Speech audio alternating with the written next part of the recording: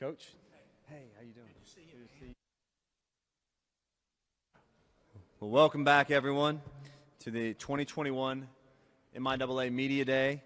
We'd like to take a moment and say thank you again to our presenting sponsors and Siegfried Bingham, been wonderful partners of ours.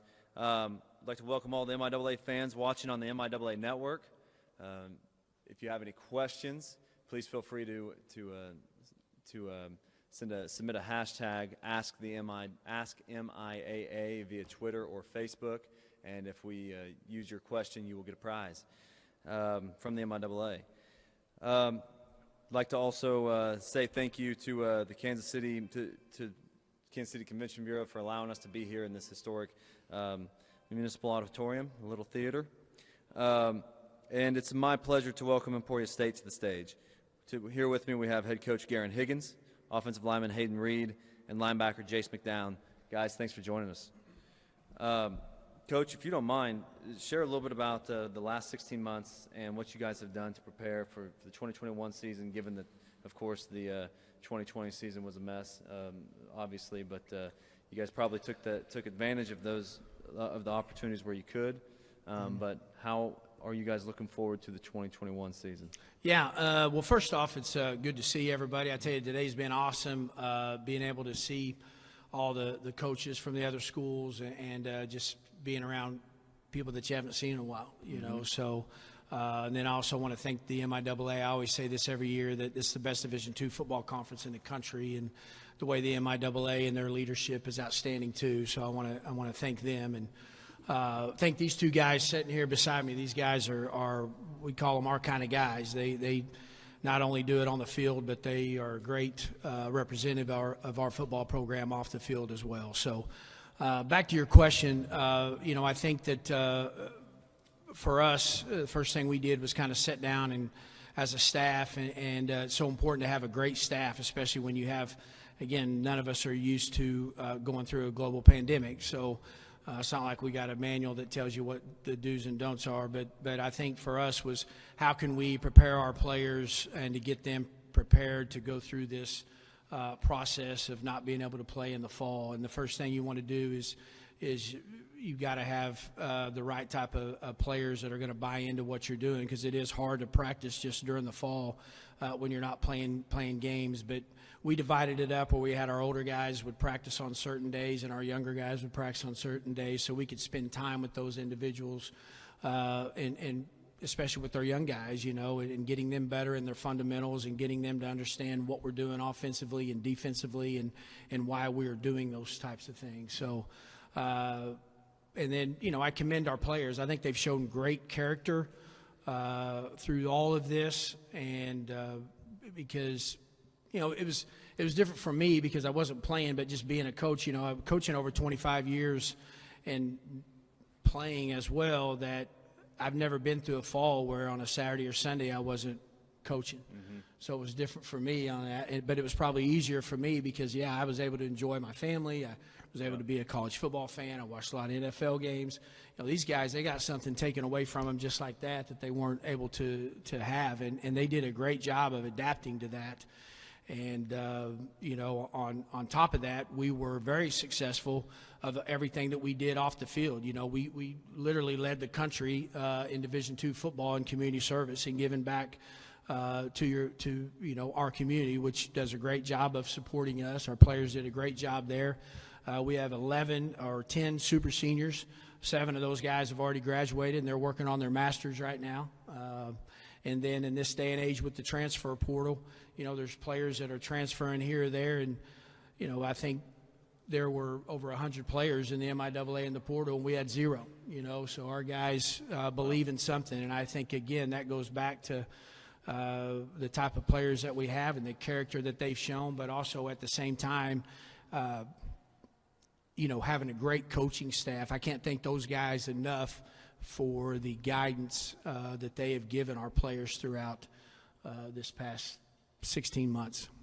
I'd like to highlight that, Coach. That's pretty remarkable. 0 players in the portal after having 100 in the MIAA in total. That's pretty astounding. And then also leading the country in community service. That's pretty wonderful as well. So I'd say you guys are doing something. Now we want to win create some games too. buy-in. Believe me, we I want to. understand that. Like with. I understand that. But Yes, again, we of just had to course. find different ways we could be successful. But, Yeah, well, you keep that probably kept the team mentality going. So Right. good on you, Jace. If you don't mind, take a moment and share your thoughts on the upcoming season and what you guys have done in preparation of it. Yeah, like I've been telling everyone all day. Everyone's asking me how excited I am, and we've kind of had this day-by-day approach for the last 16 months, like you said, and it kind of just hit me today that, hey, we're 2 weeks away, because we've kind of been focusing on getting better today, having 1% thing that you can get better at today. So it's kind of been, I haven't really thought about it, I guess, how close we are. So it came up on us quick, and I don't know if I'll fully realize it until we're out there on the turf, 110 degree temperature on the turf, and then it'll probably hit me. But yeah, we've been doing, like he said, we've been doing a lot of good stuff off the field as well. But like that mentality, we read a lot of books as IHOs is what we call them. It's our off-season like captains. I think that was a really good opportunity that we haven't really done in the past. We read 3 different books, and we were able to meet and talk about it. And we also did a couple things where we kind of talked about our past, our history. And I think that was all kind of stemming from the social injustice thing. And we realized that we need to know each other better and know each other's past so we can be more of a family. We preach family, but I guess we weren't doing that well enough. So I think this offseason allowed us to do that even better, because we didn't have football there, so we had to dig deeper a little bit and find a way to get better in other ways. Yeah, very cool story. Thanks for sharing. And what about yourself? I think I've been asked this by every person here how excited I am, and it's the same answer to everyone. I can't put it into words. Waiting 2 years to actually play a season, and having to sit out with COVID and everything, but I wake up every day and excited for the season, but we have to take it, like Jay said, day by day, find the 1%, whether it's lifting, summer classes, watching extra film, something to get better at, and then, with the time off that we did have, being able to come together and really, we preach family over everything, but really come together as a family and really solidify what that is and what our culture is as a team. Well, Hayden, let me ask you, if it's with the new name, image, and likeness issue that's coming on, I mean, are you anticipating a Head & Shoulders endorsement deal with all that hair that you're growing out? Does Coach Higgins allow you to have that long of hair? I mean, well, I'm just playing. I hit you with that out of left field. I'm just kidding. I definitely wouldn't turn it down if they wanted to give it to me. Well, I'll open this up to the media. Do you guys have any questions, or anyone at home? Please submit your questions on the hashtag AskMIAA. This is for you, Jace. I mean, it's easy to have practice when you know you're going to play a tough team, and there's so many good teams. But what was it like last fall to go through a week of practice and knowing that there's no game on Saturday? Yeah, I think the coaches did a really good job of splitting it up. Like it made it a lot more fresh, I guess, since we weren't grinding every day, we weren't tearing our bodies down, because they understood like we don't have a game coming up, so why destroy our bodies? We focused on getting better in the weight room on our off weeks. Like the old guys would lift heavier on their off weeks, and then the younger guys would go vice versa. So I don't know if it was necessarily that hard, because I mean we're still getting to practice. We have practice on Saturday mornings. We do a little scrimmage, so that was always fun. We were still practicing on Saturday, almost like obviously it's not game day, but it had a scrimmage game day like feel on Saturday mornings. So that was good. But I guess I got to give it to the coaches for just splitting that up. I think that was huge on not overdoing it and trying to kill us, because I think that really helped in the fall not be so mundane, and even since we didn't have a game coming up.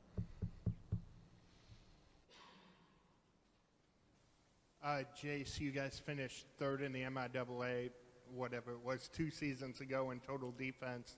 What's been the key to kind of taking those strides forward as a unit, and what's the key to continuing that going into this coming season? 2019, we kind of installed a whole new defense coming into that season, and we knew it was good on tape. We knew it was good on film, but we had to go out and execute it, and I think we got better with it as the weeks went on, and I think we've actually kind of figured out our identity in it. Like week 9, 10, and 11, I think we got really good at what we were doing, and so I think having these 2 extra years, and we're returning basically everyone on the back end, that's very heavy on what our defense is having a really good back end. We're returning all our linebackers and all our back ends. So I think that's really huge. And I think we've had 2 full years to make leaders out of those guys on the back end, because someone's got to take charge back there with our defense and call the shots. And I think we've had that.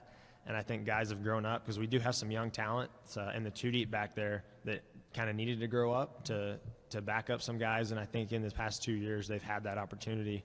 So like I said, we're taking it day by day, but I do have high expectations for us, but I'm not going to set a number on or anything on what I want to do. I think it's more of a day by day thing, and the results will come with that. So,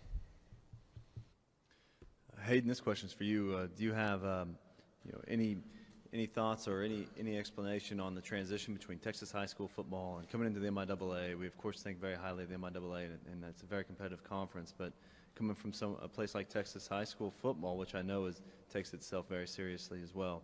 Elaborate on that transition. Absolutely. I mean, Texas high school football, whatever level it is, it's no joke. It's about as real as you can get and as close as you can get to college football. And, every week there I'm going up against guys that are Division I, Division II athletes like myself, and, going against them every week and seeing them every week makes coming to college a little bit easier. I'm still going up against guys like Merrick Thompson every single day at practice, so he's all conference MIAA, but having that Texas high school background, I think, really helped and prepared me for what I'm seeing now in college. Great, thanks. Jace, I'd like to ask you a question about the Campbell Trophy, semifinalists for the Campbell Trophy. Talk a little bit about what that award is. And how in the world you became a semifinalist for it. I guess it was pretty cool. Don just texted me one day, and I didn't necessarily know what it was at the time. I knew Landon Nault had been up for it, so I knew Landon's a great student athlete, so I knew it had to be something good. But Don texted me and was like, "Hey, send me all this information. I'm nominating you for the Campbell Trophy." And obviously after that, I kind of did my research a little bit. But I think it just encompasses. Some people call it like the academic Heisman or something. So it's more like your combination of on the field, off the field, community service, academics, kind of the combination of everything all into one award. So it was really cool to be honored with a lot of great athletes in the Division I, Division II. Kind of looking up at the guys I was going up against was kind of cool, because it's guys I watch on Saturday on TV, like Sam Ellinger. I think he didn't win it, but Brady White, I think, from Memphis might have won it. So there was a lot of good and old people, I think Peyton Manning was up for it. So people like that, just being in the same category as people like that was pretty cool. Not being a finalist, I was a little upset right when it happened, but it's not that big a deal. It's still cool to be able to be up for that. So. Yeah, semifinalist for an award like that is you should be proud of that. Yeah. And I got the opportunity to hang out with Jace quite a bit when he was in high school and I was in college. So we interacted quite a bit at different times. So it's awesome to watch your career unfold as it has. Appreciate it. Any other questions for Emporia? Yeah, Garin, you had established your program as a playoff participant, certainly a playoff contender. 2019 is probably not the kind of season you expected. How do you turn it around, get back to that level that you'd been at previously? I think that, coming off that year that we had in 18, which we had a lot of success, I think we were just really young and inexperienced, but I still think we were a good team in 2019. And that's one thing that I figured out in playing in this conference and being in this conference for as many years as that I have, is that you can have a good football team and still finish 4-7, which is what we finished. And we were in a lot of games, right there in the middle part of our season.